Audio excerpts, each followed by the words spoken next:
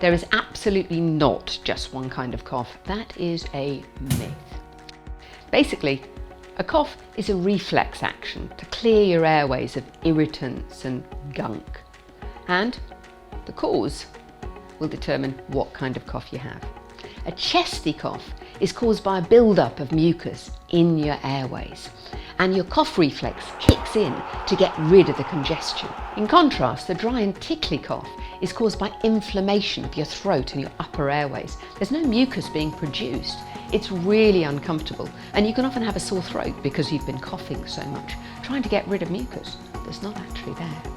I always recommend that people speak to their pharmacist to get a cough mixture that's tailored for their specific symptoms.